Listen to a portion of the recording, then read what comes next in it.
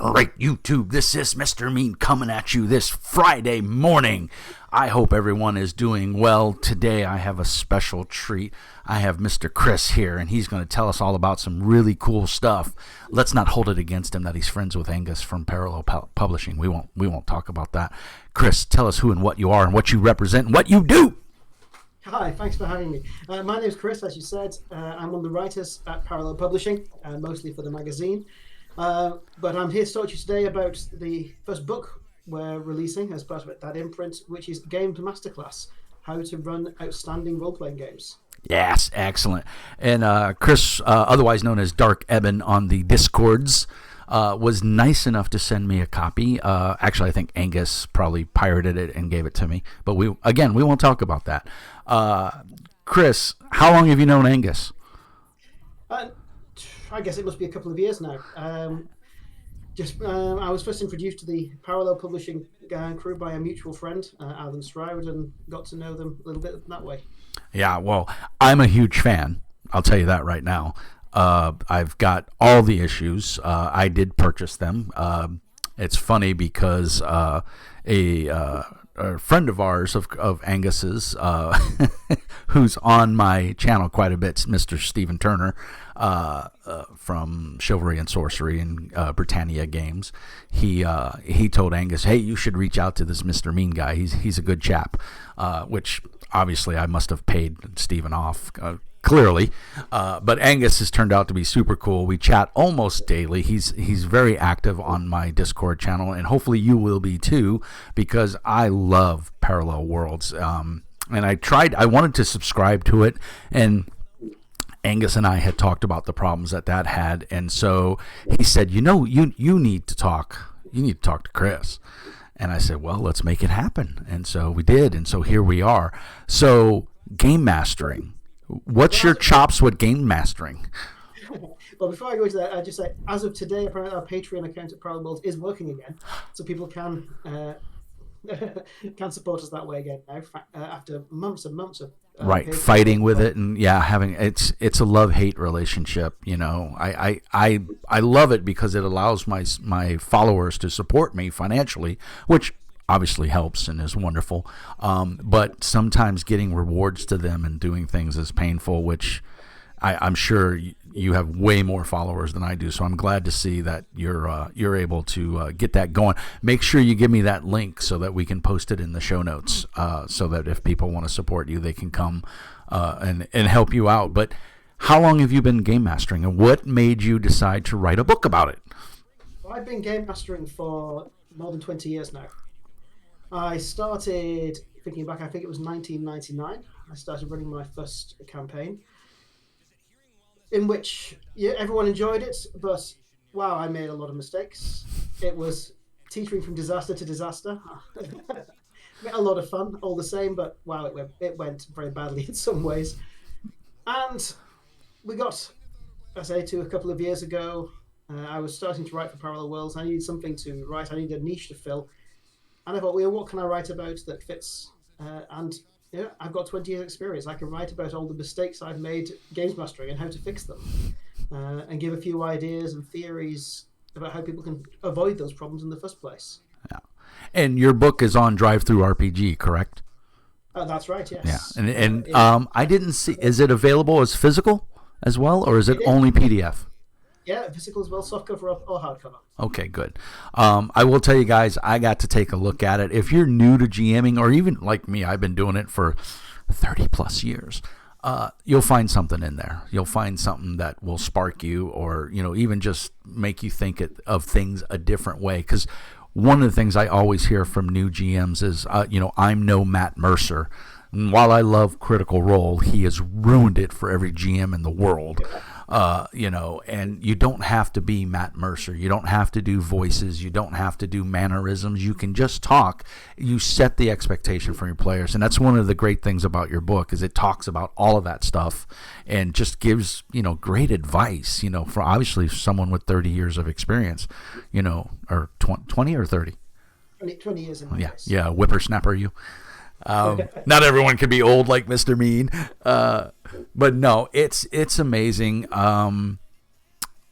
And now is this your first like solo published periodical or book? Yes, this is the first thing I published under my own name. Yeah. That's right. As I said, there's a lot of articles that have gone into the magazine over the months, but this is the first compilation of purely my work all together. And do you feel like a huge weight is off your shoulders after getting this thing pushed up to drive through? Absolutely. We're just waiting for the final print proofs now to make sure that's all working properly before we actually press the button to go live. Oh, I can't wait. Can't wait. It's these indie publishers, guys like you and Angus and Wiki Snapper is one of my followers in Discord. He's writing some stuff for Low Fantasy Gaming.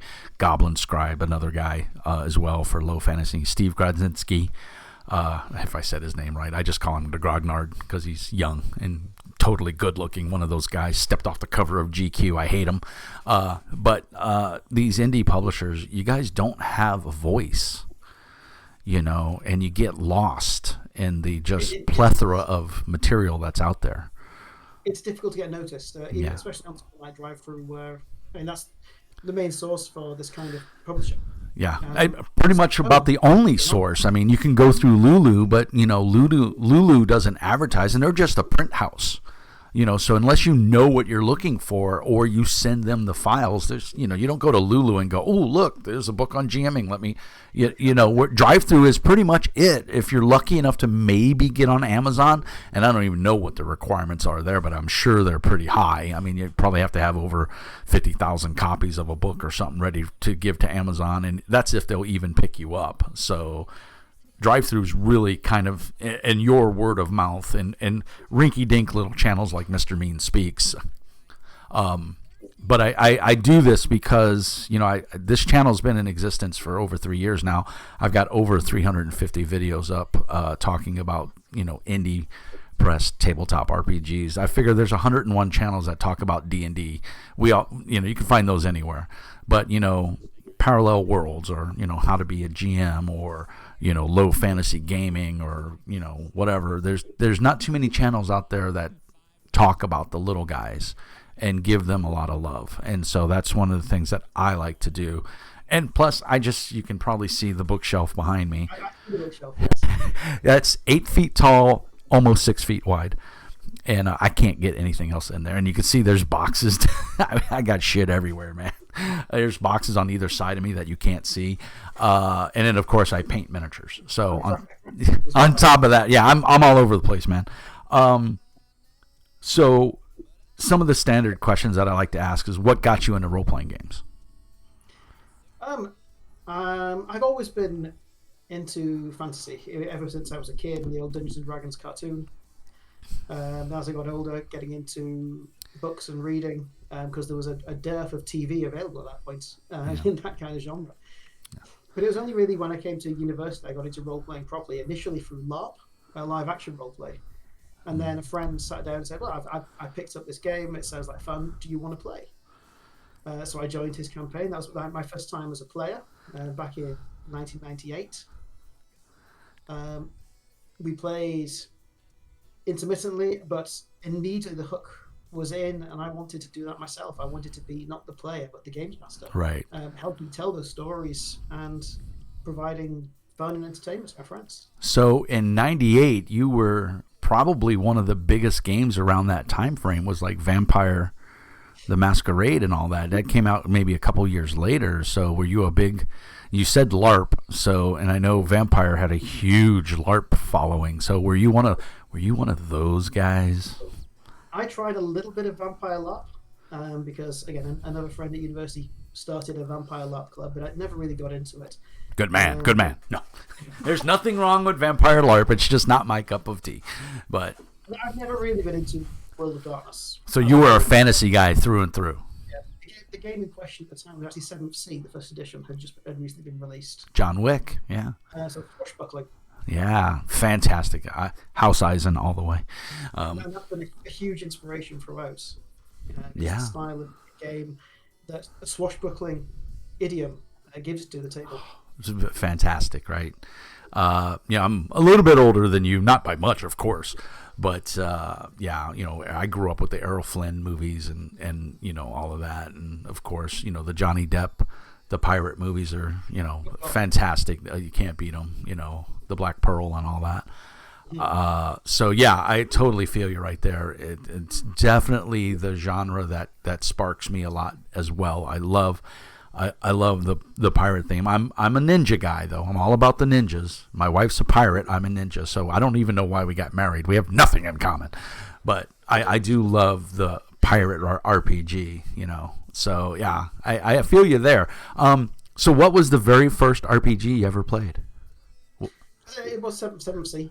Oh, it was. So you didn't, man. You're one of the first ones that hasn't said D&D, but you're probably one of the younger people that I've interviewed. So I had a D&D red box when I was a kid because I like the Dungeons and Dragons cartoon. I saw it in the shop. The parents were good enough to get it for me, but I just hadn't a clue what to do with it. I had no idea the idea of role playing back then. Yeah. So I played it more as a board game. Hey, but you were playing, right? So I suppose way back when there was a little bit of AD&D, also basic D&D, I suppose. Yeah. Then, but 7C was the first one that was really a role playing. Right, and it caught your very imaginative mechanics. It encouraged you to be flamboyant and flourish. It was one of those games, panache. Whereas D&D was pretty much just hack and slash, and there was nothing wrong with that, but that's up until around that time, that's kind of all we knew. We didn't have, riffs and all that stuff was just coming out and gaining momentum. Vampire the Masquerade came out a couple years later, I think very early 2000s. So yeah, to be an early adopter of 7th Sea, that's awesome. When we played, there was the core books, one source book available. Right. Yeah. So and now, how many books are there? Oh my gosh. Oh, there are, I think, 30-ish in the first edition. And second edition. Yeah. And then I think they released a couple as PDFs only, because when the company folded and John Wick went on his way, and then they came out with the second edition, which I do not have. I don't have room. We're trying to buy a house, and that's the thing is I'm like, the basement is mine. It becomes a library. So yeah, I totally feel you there, and it's what a great genre to just get lost in. So there's these weird questions I ask, and it always makes people scratch their head. So the first one is, you're on an airplane. It's about to crash. On an island, you'll be deserted all by yourself. There's only one book you can bring, one RPG book you can bring. What is that book? Have you heard of Anima? Oh yes, Anima Tactics or Anima role playing. Anima Beyond Fantasy. Yes, it's you can't see it. There's boxes in the way. I've never had the chance to actually play it, but I have a copy. But it's so big, and with so many different things you could do with it, I imagine that's one that could keep you occupied for a long time. It's a good read. Horrible game, by the way. Oh, it's horrible. I don't know. They have tables for everything. Yeah. It's but beautiful. The presentation, the quality of the books, the art. It's spun off a miniatures game. I believe they even tried to spin up a video game for it. So yeah, it was very well in that short little initial. Yeah, great call, and you're the first one to ever say that game. I think that would be the one. It's pretty. It's a lot of reading. So, and yeah, that's a great one. Great choice, sir. Great choice. So the next question is that one RPG that you love and that you go to every time. What is your go-to RPG? If I show up at your house tonight and say, Chris, let's game, and you're not prepared, obviously, what's the game you grab? Even 20 years later, it's still 7C. Nice. It's probably the second edition now. Exactly. But that's been my love for role-playing ever since then. Awesome. Cool. So then the next one is, if there was one person you could GM for, past, present, alive or dead, who would it be?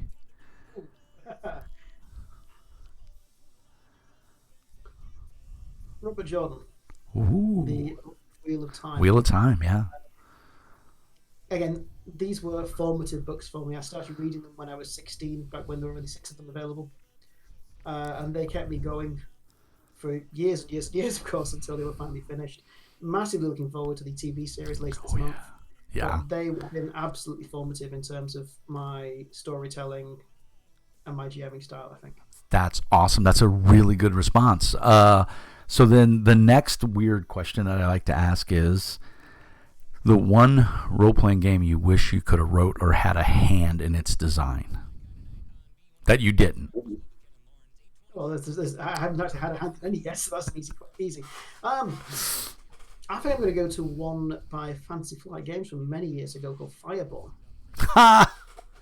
Again, it's a one that not a lot of people have heard of, but it's one that didn't do very well. Yeah. But I thought the concept had huge potential of an urban fantasy where everyone was a reincarnated dragon back from the Mythic Age. Yes. They didn't release very much for it, but I'd like to have been a part of it in order to try to push it a bit further. And There was a player's book, a GM's book, and 2 splat books, and a PDF. And I have them. I have them all. You can't see it in the picture because it's up the level above, but the core book is up there. The GM's book, Fireborn. Fantastic game, sir. Very good, man. I like you. I'm dumping Angus. It's you and me, buddy. what I'm talking about. I thought he was niche. No, Fireborn, fantastic game, and Fantasy Flight kept talking about it for years that they were going to go back. It's funny because I was a demo monkey for Fantasy Flight Games, and when I signed up, and this is probably in the mid 2000s, they sent out an email that said, hey, anybody on their mailing list, they said if you're a game master or you run board games, let us know. We'll send you product to go do at conventions. And I said, sign me up. I'm a game master. And they sent me like $1,000 worth of board games. Wow. And I'm like, no, I'm a game master, not a master of games. I want your role-playing games. And so I said, I'll be happy to send these back to you. They sent me Twilight Imperium, the World of Warcraft, all their games, their Scarab Lords, all their little tiny games, coffee table games. It was great. This huge box shows up at my house. My wife was like, what the hell? And so I contacted them and I said, no role-playing games. I want to do, I don't go to conventions to run board games. I go to conventions to run RPGs and and I said I would love to do Fireborn and Midnight and all your other games. And they're like, oh, okay. So then like a week later, a big old box shows up with all their games except Fireborn. And I'm like, so I went out and bought Fireborn. Yeah, and then I was ready to go run it at a convention, and then they stopped support for it. So I was like, Midnight that you mentioned is my favorite D&D setting. Yes, basically it's my what if Sauron had won. Absolutely. Yeah, and they keep talking about bringing that one back too, and they never have. So it's kind of sucky that, and now they've passed off their RPG division to another company, which I can never remember the name of them. Say again? Edge, yeah. And supposedly they're going to keep doing Star Wars, but it sounds like it's going to be a new system. I'm not quite sure. There's been speculation. There's been no definitive answer, I think, that it's going to still use the story system that, with the proprietary dice. I'm not quite sure. I haven't kept up on it, so don't quote me. So it'll be interesting. I hope they keep the same dice mechanic, but I don't know. We'll see. And of course, L5R.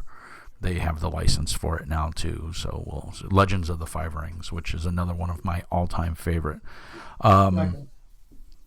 Yeah. So you got some great games there, sir. I mean, do you play weekly or bi-weekly? Do you get to play? I wish I got to play, but I am always the game master. Okay. So do you use a VTT or do you have an in-house game or? A bit of both. I run 13th Age at the moment, live in my living room. I run Sentinel Comics online, and I run 7th Sea 2nd Edition online. Oh, excellent. Very good. Wow. So back to your game mastering book. Will there be a part 2? Do you know? It's possibly.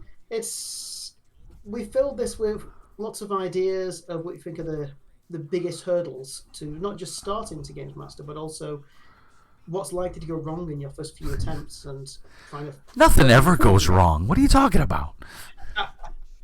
If someone does it right the first time, fantastic. They don't need the book, perhaps. I don't think that ever happens.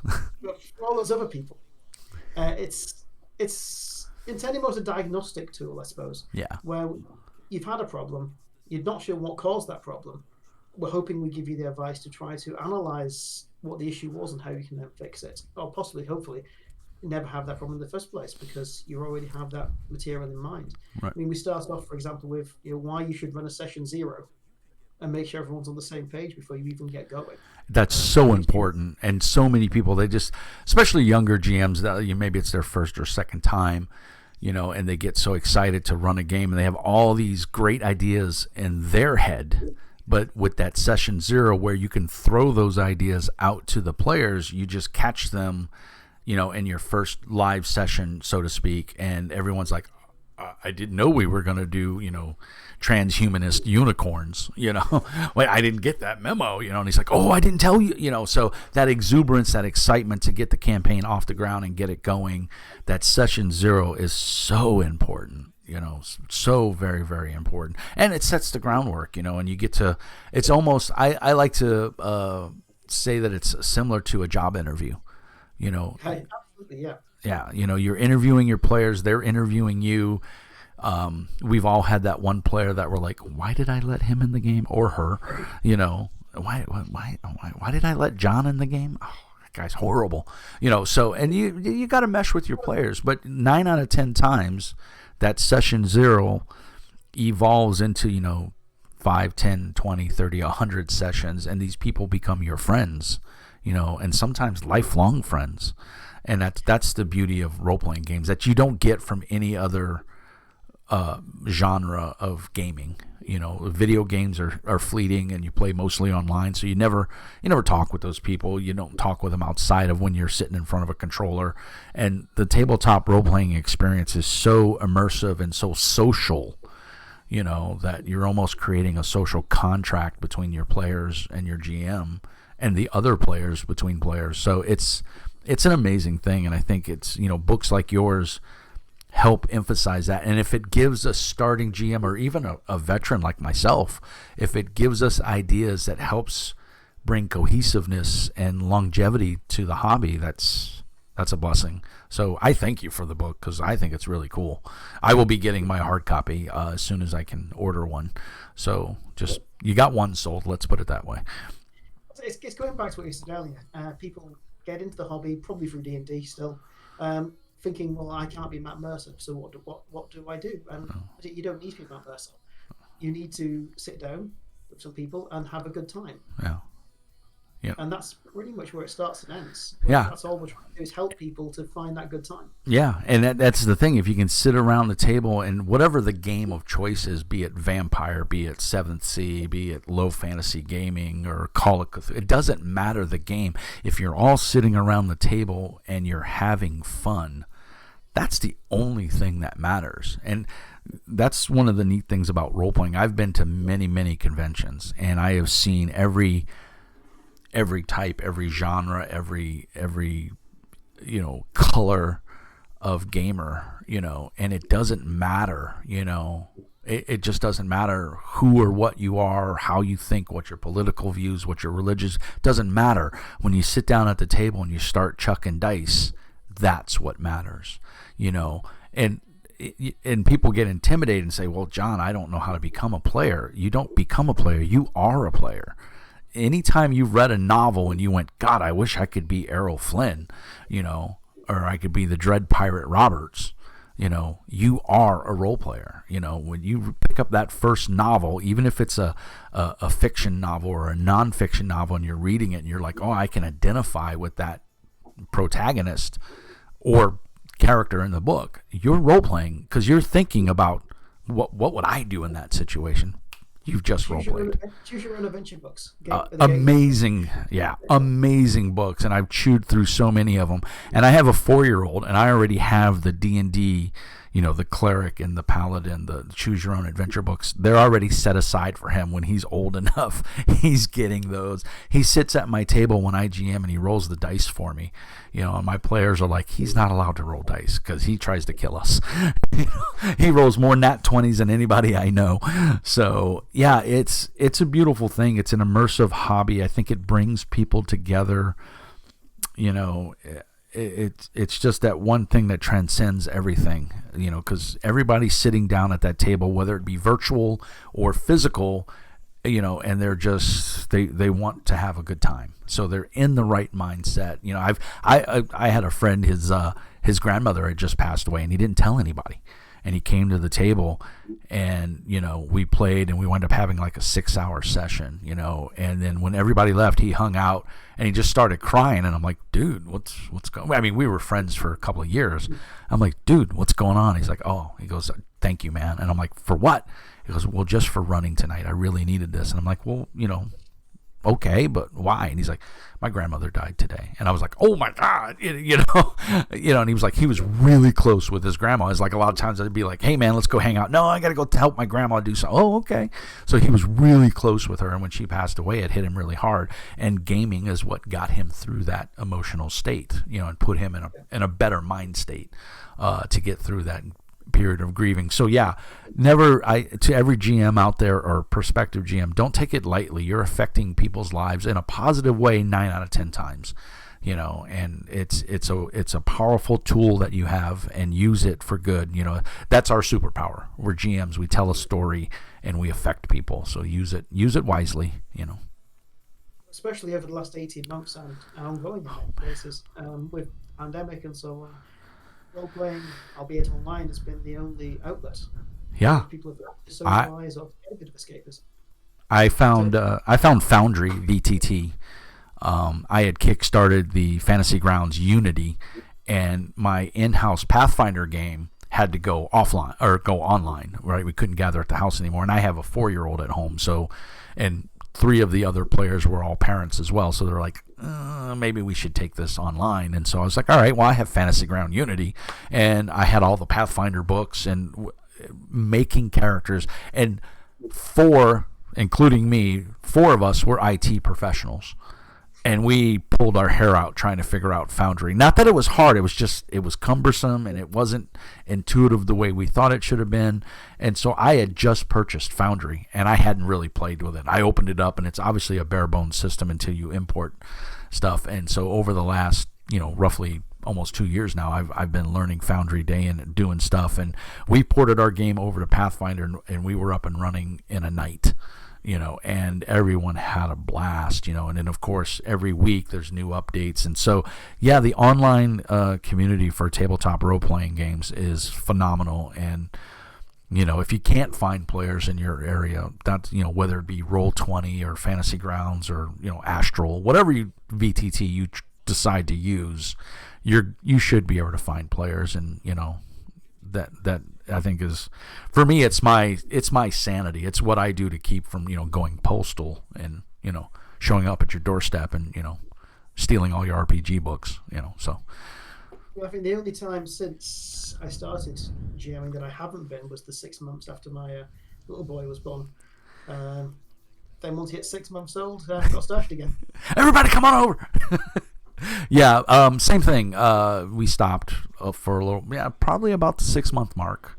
When we put him in daycare, I let everybody come back over to the house. I was living in Texas at the time, and so completely different group of gamers. But yeah, it's no. Here's a good. Is your wife a gamer? She is indeed. She's been in almost every game I've run in those 20 years. Is she 20 years? You guys have been together for a while. Yeah. Excellent. My wife and I just celebrated 12 years. She is not a gamer. So all of this is just chaos to her. She is like, why is that crap in my house? And I'm like, because it brings me joy. And she's like, oh, okay, well, I'll let you keep it then. The little boy is starting to become a gamer as well. He loves his board games, and I've occasionally run the role-playing at Amazing Tales for him. Yeah. Is that one you're familiar with? Yes, I'm familiar with it. Yeah, that's excellent. Have you tried, what is it? Tales of Estria? It's basically. He's not into My Little Pony. Oh, I'm going to tell you, I ran it for some kids, and it was a hoot. It was a lot of fun. But he's not into the ponies. Yeah, but there's other ones out there you can find. So yeah, if he's into it. I didn't think the boys in the group I had would be into it, but when they saw that the girls were having such fun, because the boys were like, I don't want to play that, that's for girls. And then they heard all the girls giggling and having fun. Then, like one kid would come over and sit down, and he would just, and I was like, well, I've got this pony right here, do you want, oh, okay. Yeah. And then all of a sudden I had like 6 boys and 5 girls, and it was a hoot. So it was a lot of fun. So if you haven't GM'd it for young kids, do yourself a favor. You'll have so much fun. It's crazy. The kids love it. Especially, I will say it is geared more towards girls, but the boys enjoyed it too. So It's no bad thing working on bringing girls into the hobby early. Oh no, not at all. When they get older, that tries to push them out again. Yeah, I am a huge fan of, it doesn't matter who or what you are. Everybody has some sort of creative spark, and if role playing is that outlet, then more power to you. Find your spark, whatever it may be, and go with it. So I don't, in my current Pathfinder group, I don't have any women in it, only because I just don't have room. My house is like, I have a smaller house, and my table, I've already got 2 extra chairs around my giant living room table, and I can't fit any more people. So, but we've never, when I first started the group, I did have 2 females in it, and they were great, but then they were in college and they moved on, but I hear from them every so often. They're like, oh man, we missed the game. And, so yeah. Super cool. What's next for you and Parallel Publishing? Well, we're still going with the magazine, of course, and we've moved to a quarterly format now. Right. So less frequent issues, but bigger. Yeah, and that first quarterly issue is about to come out, right? December or January? December, I believe. Yeah. Yeah. So. And I will say, guys, I got a copy of Chris's book, and I'm flipping through it, and I'm looking at it, and I go, man, and I'm chatting with him via Discord, and I'm like, man, the layout is great. And he goes, oh, that's all Angus. I just did the words. And I'm like, but yeah, it's visually stunning as far as the book goes as well. The layout is, so Angus did a top-notch job. It looks amazing. The art in there, and just the layout of the book, it's a very easy read to read. So I can't wait to see it printed. I'm very excited to get my hands. Obviously, I'm a Dead Tree Edition kind of guy. So and clearly, yeah. So yeah. Man, I don't know what else. Is there anything else you want to say? Anything you're working on that you want to let a sneak peek out, or any people to look forward to? It's early days yet for any of the projects. As Parallel Publishing is looking at doing some more D&D focused stuff as well, some guides to building characters and that kind of thing. We're looking at some actual games of our own to put out. Ooh. I'm starting tinkering with possibly doing an adventure path in the way that Dragon and Dungeon magazines used to do way back when.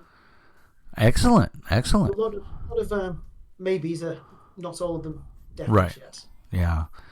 Well, I'd be super excited to see, especially if they're easily convertible to Pathfinder. I'm a Pathfinder guy. I'm not a big fan of D&D. It's a great game. It's just not my cup of tea. And now they're talking 6th edition D&D, which is crazy. But then again, I think 5th edition's been out for 5-6 years now. 8 years, I think. Is it? Yeah. So, and I remember playtesting it, and so it's crazy. I've been doing this for far too long. My admission is I've never actually tried D&D 5th. I played way back when. I played 3.5 a lot. I played 4th, but I've never actually tried the 5th edition. Well, do yourself a favor and just skip it and go right to Pathfinder, and you'll see how a good game works. Ooh. Got to get my zings. It was called D&D 3.5. Yeah, 3.75 is what we called it, or Mathfinder if you were. Pathfinder 2nd edition is a much better game, I will say. That's what I'm currently running, and I've been running the adventure paths. And I run the Pathfinder bounties on Foundry, because Paizo is releasing them as Foundry compatible VTT, so it imports all the assets and everything. And the bounties are like their convention games, are like 1 or 2 hours just to give people a taste of the system. You get right into the adventure, and it's been a lot of fun so far. So I'm very excited for it. So, but yeah, keep up the great work, man. We love what you're doing. We love what Parallel Publishing is doing. Can't wait to see the new edition. Can't wait to see the physical copy of the Game Mastering. And hopefully see what you do next. You're obviously a friend of the channel, so we're going to try to support you as best we can. All the meanies out there will go on drive-thru and they'll buy a copy, hopefully. All those game masters and or players who wish to become a game master, because none of these... Perfect Christmas present for the... There you go. Yeah, excellent. Buy him a nice Christmas present. And remember, no matter how good your game of choice is, it can't run itself. It needs a game master or a storyteller or a dungeon master or a gatekeeper or lore keeper, whatever you want to call yourself. So yeah, get that book, read up on it. It's so much informative information, and it might just give you the spark you need to take that plunge if you're a budding new game master, or even if you're an old game master. So anything else, Chris, there you got? Where can we find you on social media? All that fun stuff. I don't tend to do Twitter, but I'm on Facebook, so I can be found there. I have a Weebly website where I put my original fiction, which people are welcome to go and read. That's cunliffec.weebly.com. And I also have a page on Vocal, again, for original fiction. Cool. Well, make sure you send me all those links in the Discord there, and then we'll put them into the show notes for sure, so that people can find you. It's awesome. On your channel on Discord. Yeah, well, you can do it right here in this chat. Wherever you like to put it, sir. We wholly encourage that. There's a publishers hashtag. There's a publishers group on my channel, so you can go in there and you can post all your links to your fiction and everything like that. Whatever you'd like to do, sir. We're here to support. That's what Mr. Don't let the name fool you.